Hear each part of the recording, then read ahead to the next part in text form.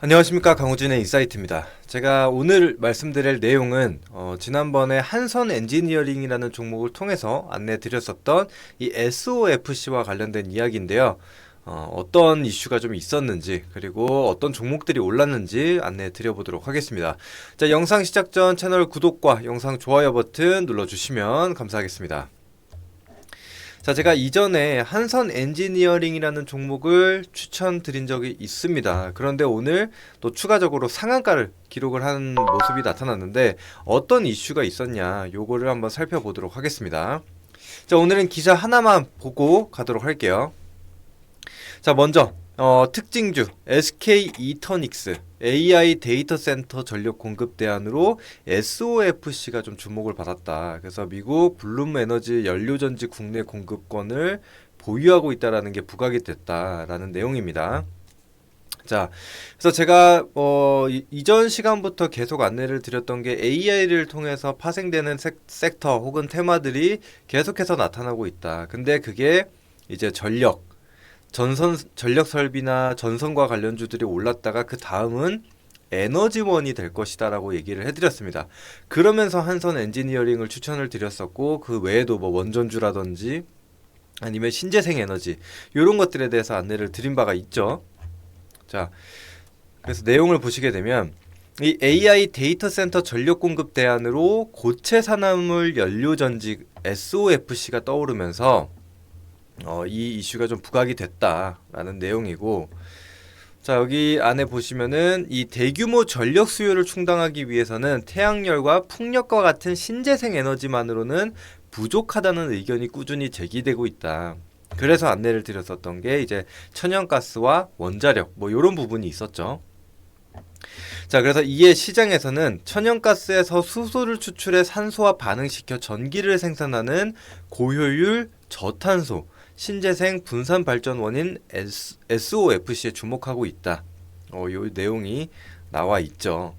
그래서 제가 그러니까 이전 시간에도 신재생 에너지만으로는 공급력이 좀 부족하다. 그래서 아리백 그리고 CF백에 대해서 말씀을 드린 바가 있죠. CF백은 칼본 프리라고 해가지고 이제 무탄소 에너지원을 뜻합니다.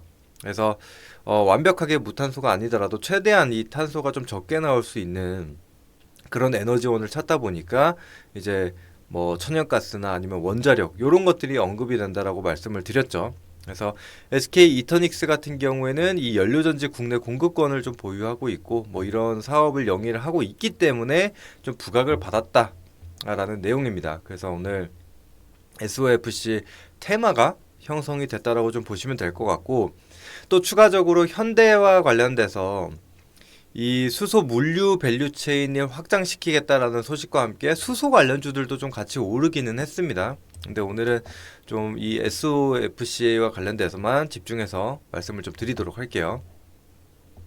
자, 한선 엔지니어링 같은 경우는 이전에도 강한 슈팅을 좀 보여주기는 했습니다. 그래서 20-30%대의 수익률을 좀 기록을 해줬는데, 그 이후 과열권에 있다가 풀리고 나서 뭐 소폭 조정이 나와주긴 했는데, 오늘 다시 이 SOFC 이슈가 바뀌게 되면서 강한 급등세, 오늘 상한가를 기록을 해줬습니다. 근데 거래대금도 보더라도 1,300억대를 기록하면서 이전에 발생했었던 거래량보다 더 많은 거래량이 발생되는 게 확인이 됐죠. 그래서 고점을 돌파한 모습이 확인됐기 때문에 뭐 추가적인 변동성 혹은 추가적인 상승을 한번 기대를 해볼 수 있는 그런 자리라고 보여집니다. 그래서 상한가를 기록했기 때문에 바로 상승이 이어져서 나올 수도 있는 부분이고요.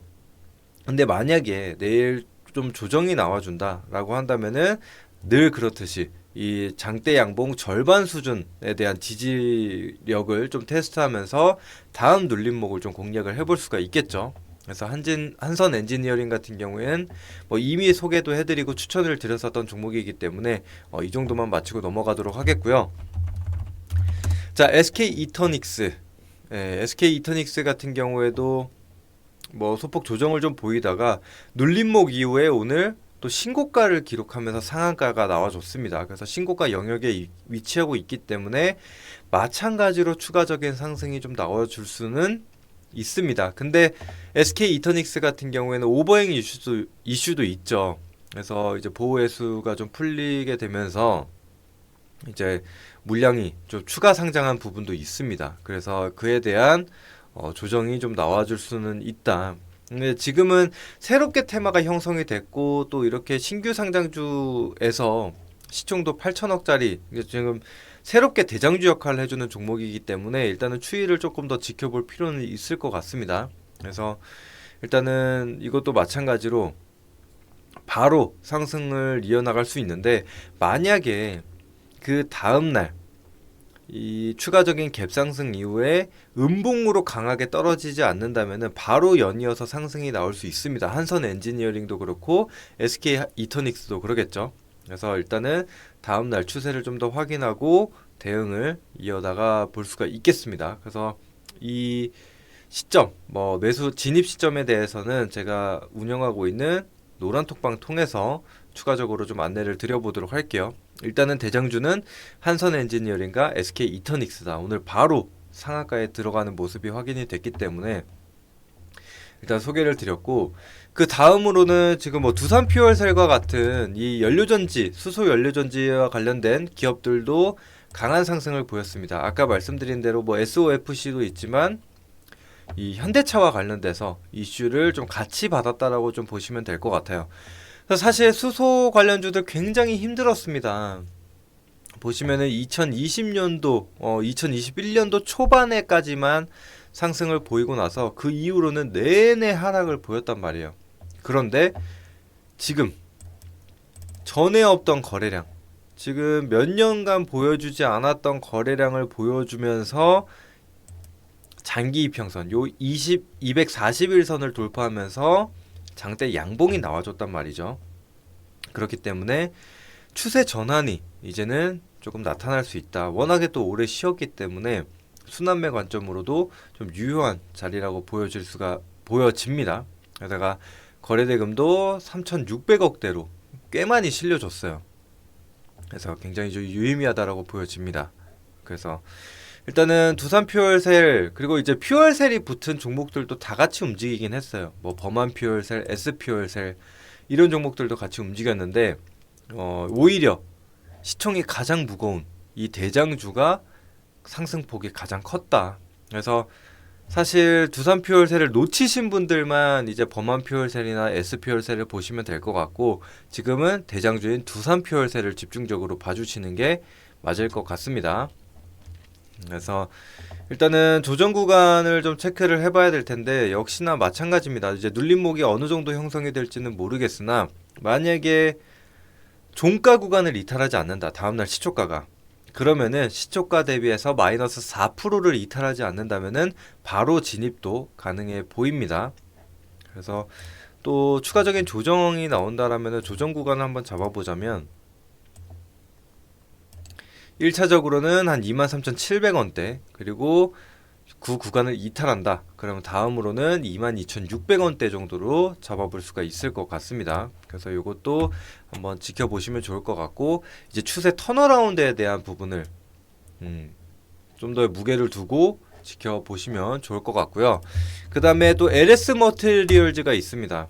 LS 머티리얼즈 같은 경우에 사실 상승폭이 크지는 않았는데 요 SOFC 관련주로 엮이기도 하고 또 지금 보시다시피 하방 경직성이 좀 나타나고 있죠. 23,500원 수준에서 하방 경직이 나타나고 횡보를 지금 계속적으로 이어나가고 있는 상황인데 만약에 이 이슈를 통해서 26,000원에서 26,500원 구간을 돌파한다 혹은 상단에 안착한다라고 한다면은 또 추가적인 상승을 보일 수 있을 것으로 보여집니다. 그러면 한 3만원 구간까지는 열어두고 볼 수가 있기 때문에 이 종목도 같이 좀 보시길 바랄게요.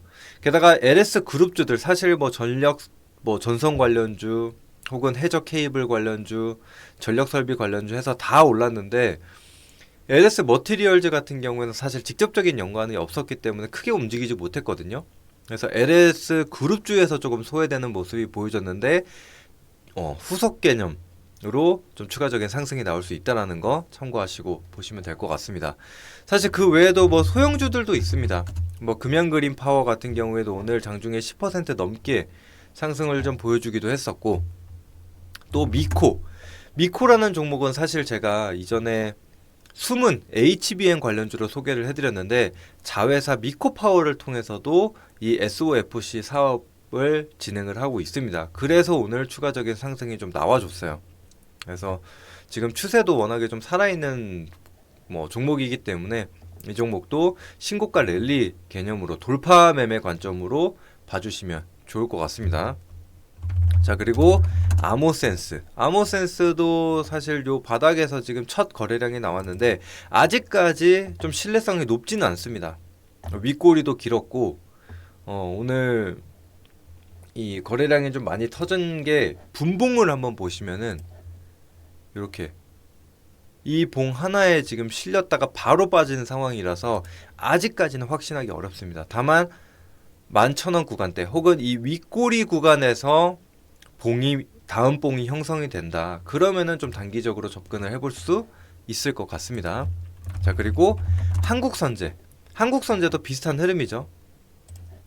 이렇게 한번 쏘고 심지어 얘는 거래량이 같이 실리게 되면서 좀 조정이 나왔는데 그래서 이것도 마찬가지로 한 3,700원 구간대 상단에서 주가가 형성이 되는지 캔들 몸통을 만들어 주는지 이런 것들을 좀 체크하면서 봐야 될 필요가 있을 것 같습니다.